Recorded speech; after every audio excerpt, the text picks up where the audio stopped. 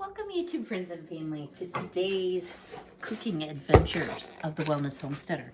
So today's kind of a big day, y'all, because we are going to take the Presto Digital Electric Canner on its maiden voyage over here in the corner. And what I am going to make today is called Butternut Squash Soup, and I'm going to add a word to it, mix. So if you happen to have the Amish Canning Cookbook that looks like this, I can link it below. It is on page 178. So this is a soup base recipe. Now this is not meant to be a criticism of anyone who cans butternut squash soup. However, the USDA says that thick purees like pumpkin, squash, like a cream-based soup, of course, is not safe in the USDA world to can. So I am going to do this today in the soup base mix. This makes about 5 quarts. I always make enough soup for like the universe, so I'm actually going to do it in pints.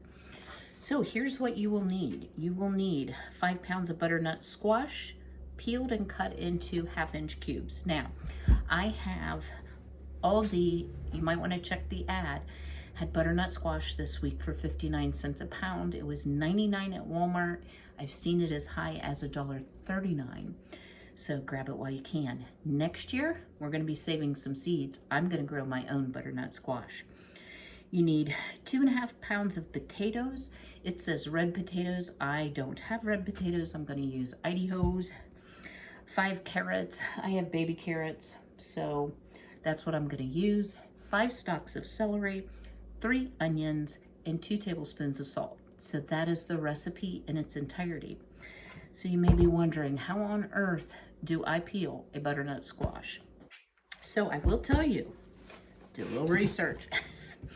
We have to parboil the squash and the potatoes. That gets a lot of the starch out of the potatoes and will make for an appropriate product in the end, so that when you do take it out of the jar, you can simply puree it up, add your milk, add your spices, etc. I'm not going to add any spices to this. Some people also add apple. I'm not going to do that. I can always add apple cider or apple juice into the actual soup. So back to what research I did. Some people put it in the microwave for like 5 minutes to make the peel come off easier. However, that is going to partially cook the squash. I do not want to do it that way.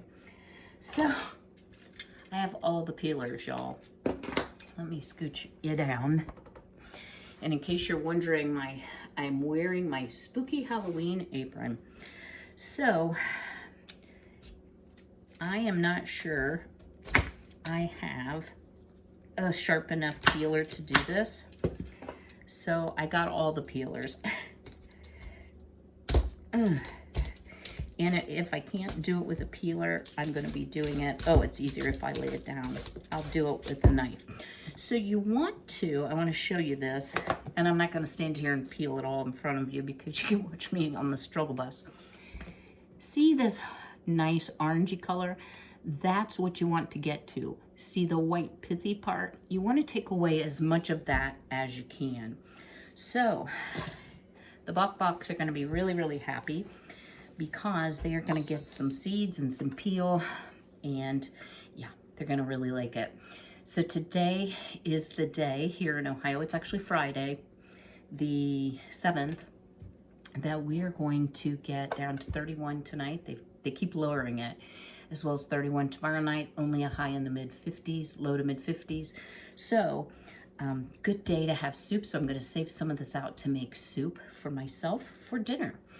So let me get peeling. Once I get it peeled, I will show you then how I cut it and cube it and how to get the insides out. Stay tuned for that. A couple tips for you. You don't need to press hard. Light strokes work much better than deep strokes. And if you can go from top to bottom, you'll not have as many like little pieces to get off in the end. So now what I've done is I've cut off the ends, and you can see there's seeds in this end. This end is just the orange flesh. So you do need a nice sharp knife, and I am going to cut this in half. Now, I watched a lot of videos before I attempted this. And this is not the first time I cooked with butternut squash, but standing it up, leaving your knife stick out so that you can seesaw back and forth makes it much easier. And as you see, you'll have a little area, much like a pumpkin, with seeds and the pith that you want to then scrape out. And you want to try to get, oh, the girls are going to love this, as much of the stringy junk out. Please ignore the sound of the seeds hitting the floor. I started to sweep and mop before I videoed, and I'm like, oh yeah, why? Because I know what it's going to look like in here when I get done. So why don't I just go to the store and buy some butternut squash soup? Well, and this way, not only am I developing canning skills, I can change up my soup mix to be a sweeter appley version, or a savory, more like a sage and garlic, my favorite version. And I'm controlling what I'm putting in there. So I'm not putting all those long chemical names that you can't pronounce. I know that the squash, if you saw in the intro, has been appropriately cleaned before I go digging into the flesh of it with a potato peeler or with a pillar. So to me, there is every reason to try to do this from scratch. Now, by the time I get finished, I may be like, so hurry on down to your local grocery and buy you some butternut squash soup, but I don't think I'm going to feel that way, because I've made many things that took a long time. Ketchup can take a really long time. Things that have to reduce can take a really long time. And I actually enjoy the art, if you will, of canning. I think it's a skill that thankfully has seen a big resurgence since the virus. And a lot of younger people are learning to can. There is so much canning information on YouTube, but I'm going to tell y'all, always do your own research. Do what you feel is safe and best for your own family. You know, I wish I had one of those grapefruit spoons to get some of those strings out. So, get this off of here as best I can so I don't end up with seeds in my soup mix. All right. So you may have to work at this a little bit, but if you don't get every single string out, it's not the end of the world, because you're going to be blending this. I just don't think it tastes as good. And your nose will run. All right. So now I have the half cut long ways. I am not going to cut it like this, like I almost just did. I'm going to cut it in about 1/2-inch slices, all the way down. And you do want to make them uniform as possible, just so they cook evenly. You know, I'm not got a ruler out here. I've seen people who did the 1/2 inch. I've seen people who've done the inch. I don't think that is critical. So do what works best for you. All right. And then I'm simply going to take my little slices and cube those, just like this. So these are actually more like 1/2 inch. I'm sorry, 1 inch long. So I may have to cut those, yeah. So I'm going to keep cutting this up, weighing it out until I have 5 pounds. I'll bring you back then. Just wanted to share with you all, the butternut squash is a huge hit. Come on, Miss Violet, get your pieces. She's a little more timid than the others. But even Fancy Ray, who was in the laying box, came running out. So she's holding her egg until she gets her treat. All right, well, I have all of our potatoes and butternut squash washed, peeled, cubed, washed, and we're going to continue to follow the recipe here. So it says, place prepared squash and potatoes in a large pot, add water to cover, bring to a boil, boil 2 minutes. So I am going to go ahead and add these. Sorry about my back to the camera. Oops.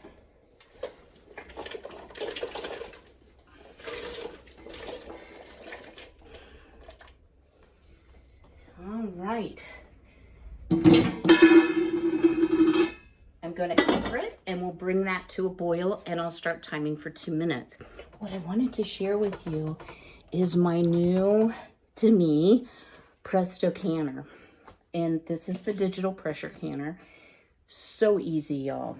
So it will actually warm your jars for you just like using a canner on top of the stove after breaking my glass top stove. And I didn't break it with the canner, but I think I broke it partially because of the canner. I'm just saying. So I've done all of the things. It comes with a really nice set of laminated directions that I've gotten wet. And you can do, of course, water bath or pressure canning. So I've prepared my lids, my jars, etc. I put 3 quarts of water into a canner. So does that sound familiar? Yeah, it sounds just like our regular canners. You plug it in. You set it to pressure can. You tell it how long you're going to be pressure canning. And then if you see right here, it says warm. You put your jars in, fill them halfway up with water. You do take the regulator knob off. You latch the lid, latch this down. This just, well, I don't think it will disengage while I'm processing, so to speak. So while those are warming up, I'm waiting for my potatoes and squash to come to a boil. And I think I've done my chopping for the week. So this is our 3 onions, the equivalent of 5 carrots, 5 stalks of celery. So I have this all ready, but what we're going to do is we're going to bring those up to a boil, boil them for, I believe it said 2 minutes. Some recipes said 3, but I think 2 will do it. Drain, and then we're going to put all of that back into the pot when it's hot, and we're going to add all of this to it, stir it up and let it kind of steam a little bit so that it's barely heated, I'll say. And then by then, it takes about 20 minutes for the jars to warm. We will be ready to grab our jars and start filling. Now, this says it will make 5 quarts or 10 pints. So I have 6 pints in there now. I have 5 in reserve. It definitely looks like it's going to be a gracious plenty, if you will. So I'm going to have to do 2 canner loads. Stay tuned. I will bring you back when we have everything out of the boiling and we're ready to start filling jars. One additional item I forgot. I am going to heat up my home canned chicken broth to use as the liquid. The directions actually say hot water, but you can use broth that does not alter like your processing time or pressure or anything. So I've got this on the stove heating, and I have to tell y'all, I did this on the 15th of October last year, and I am almost out of broth, so I will be doing some canning of chicken broth very soon. Might actually be turkey broth. I have a big turkey and I'd like to have that space in my freezer. And this year, my son is working on Thanksgiving and the facility is having a Thanksgiving dinner. So I'm going to be doing that instead of cooking as I often do. All right, back to it. Stay tuned. Just to show you here, our canner just beeped. It says fill jars. I'm still waiting on our veg to come to a boil. So I'm just going to leave this in a holding pattern, and when we're ready to fill jars, we'll then open the lid and continue to follow the directions. I have to tell you all, this thing is awesome. It is going to really be an asset for me. I have a lot of trouble lifting heavy canners full of water and jars, and that's how come I was dragging it across my stove. Even though I'm quite strong, I'm very short, and so trying to lift it and set it instead of scoot it put a lot of scratches on my stove. And Miss Cindy, which is who I lovingly refer to my stove as, I want to take excellent care of her because I'm hoping she will last as long as I do, and that's a stretch. All right, stay tuned. I hear we're coming to a boil. All right, we have all of our veg here in the pot. What I did was I took, after I drained it, I did a layer of squash and potatoes, a layer of the raw veg, etc., and put the salt in between, 2 tablespoons of canning salt. Now we're ready to start loading our jars. So the water that is in there, I'm going to dump. And, yeah, that's not too hot. Starting to run out of kitchen space, y'all. I'm going to give this a good stir, and that is not going to be an easy item to stir with. Let's get a bigger spoon. So I'm just going to give it a nice stir, get all that salt. Oh, y'all, it smells so good. And let me tell you, there was a lot of starch in that water. A lot. All right, so let's go ahead and start loading our jars. We want a little of everything in there. Let me dump this and then I will. I'm using wide mouth pints. Let me tip you down just a touch. Okay. And you want a little bit of, you know, each item in there. And 1 inch head space on the wide mouth jars is right at the bottom of the rim. Stay. A lot of moving parts to this recipe, but guys, it's going to be worth it. Ugh, if I don't break something. So let's get some broth. And we're just going to do all the things that you would do anytime that you can. So we're going to use proper head space. We're going to debubble. Remember, these are hot. Take out anything that's above the water line or above the 1 inch mark. We're going to use, I like to use a little vinegar on a paper towel. You want to clean your rim really well. Get yourself a lid and a ring. And we'll continue the process until we have the canner full.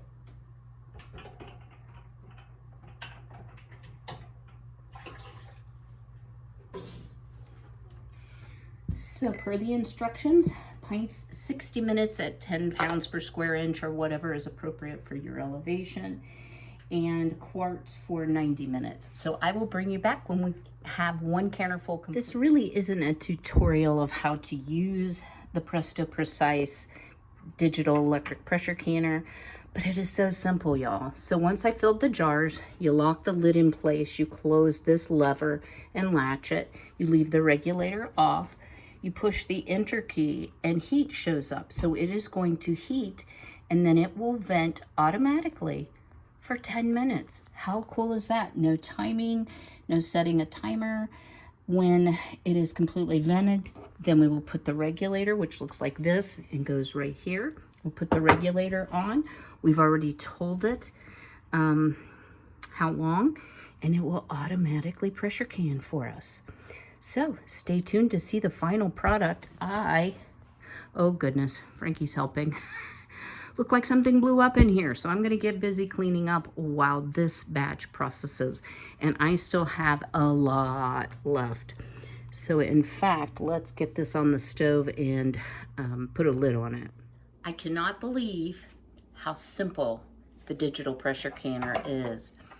Once you put the jars in, set your time, it warms the jars, you fill them, you latch it, it does the venting, then you tell it to start pressure canning, and it automatically pressure cans. It has a cool down phase, and it counts down the last 10 minutes of the cool down phase so that you can begin prepping for your next load, which is what I'm doing right now.